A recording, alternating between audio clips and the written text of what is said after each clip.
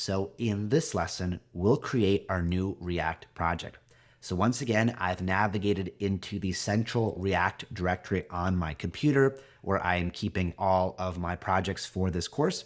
And we're once again going to utilize create React app. So I can write npx, then create React app.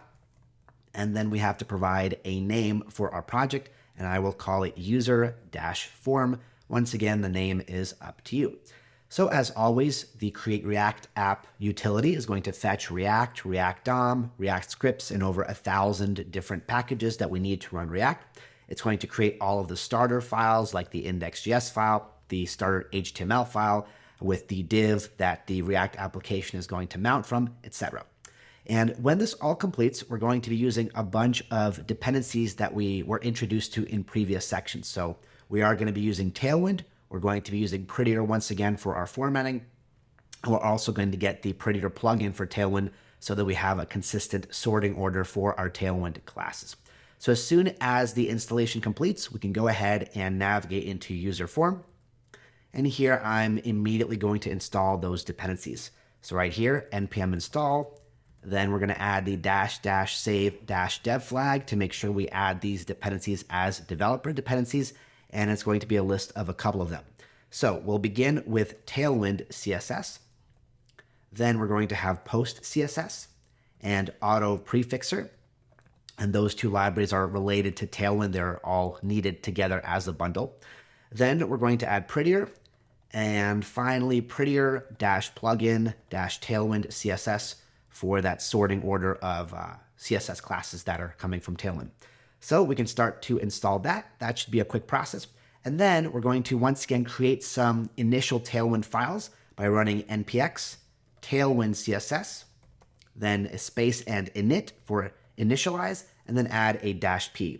And if you need a refresher on what all of this is doing, this was covered more extensively in the previous sections of the course where we introduced Tailwind, Prettier, and the like. So with that, I can open VS Code with my code.command command that will open Visual Studio Code in the current directory, which is going to be our project. And I'll begin by setting some general project settings. They're going to be very similar to what we established in the previous sections of the course. So on a Mac, I can press Command-Shift-P. On a Windows, that's going to be Control-Shift-P to bring up the command palette. And here, I'm going to search for Preferences and Settings. And we should see this option that is second down for me, Preferences, Open Settings, UI. So open that. That will bring up our settings. And the first thing we should do is click on Workspace right here at the very top to make sure we set these settings just for this workspace. In other words, just this project rather than globally in VS Code. I'm also going to blow this up just so we can see a little bit clearly. Okay, so let's begin with a couple settings here. The first one I'm going to search for is autosave. I'm going to turn autosave to on focus change just to make sure we save whenever we click out of any file in the editor.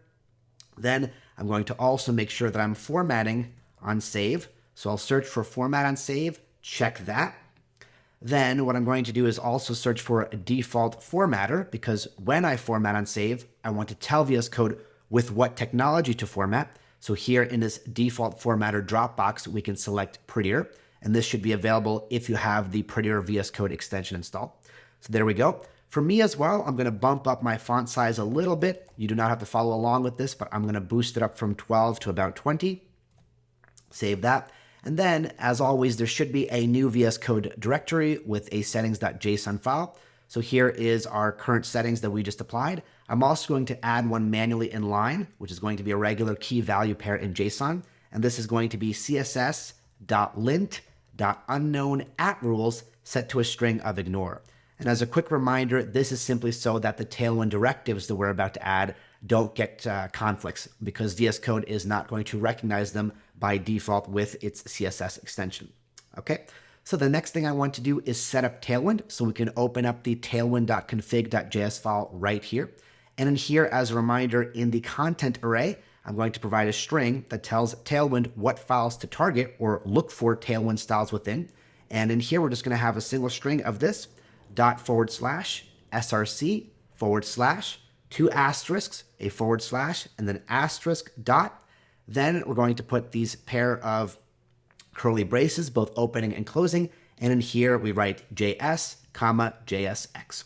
So we covered this in the previous sections of the course, but this means go into the source directory, any number of levels or folders down, and look for any files that end with a .js or .jsx extension. In other words, our component files, and look for the Tailwind classes in there. And that's how we're going to configure Tailwind to find those classes and apply them. And this is a one-time operation, and we do not have to worry about it again.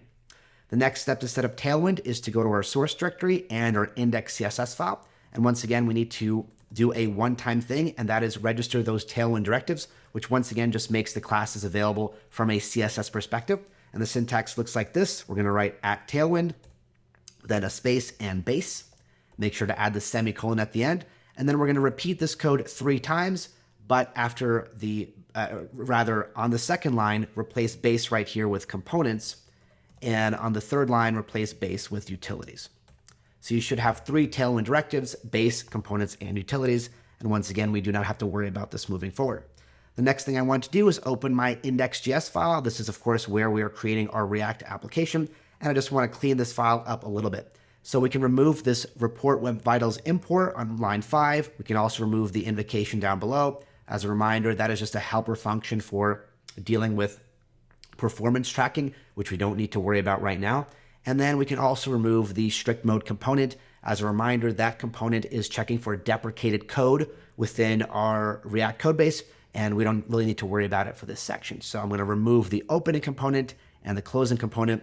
So all that should remain in this file is just the creation of the React.root. And once again, we're finding that div with an ID of root that's coming from our index HTML file in the public folder.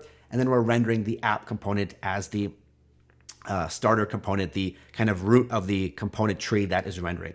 Okay, then I want to go to package.json right here. I want to add a new script, and it's going to be for Prettier. We're automatically going to run Prettier whenever we save a file, but I always like to add a script as well, just so I can do this command from the terminal.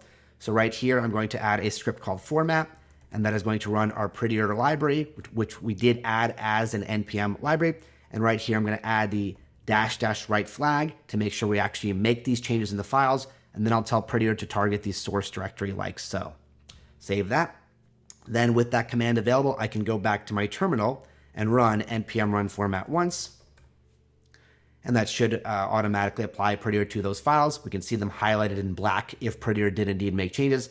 And finally, the last thing, of course, is to make sure we start the app. And as a reminder, the way we do that is by running either npm run start or just npm start by itself will work as well. And then you can navigate to localhost :3000 and you should see it in your browser. And that means that everything is working. So here it is on my other screen. You should be able to see the app running in your browser. And that is our starting point. This is the beginning position from which we're going to start building our user form. All right, that's all there is to cover in this lesson. So I will see you in the next one.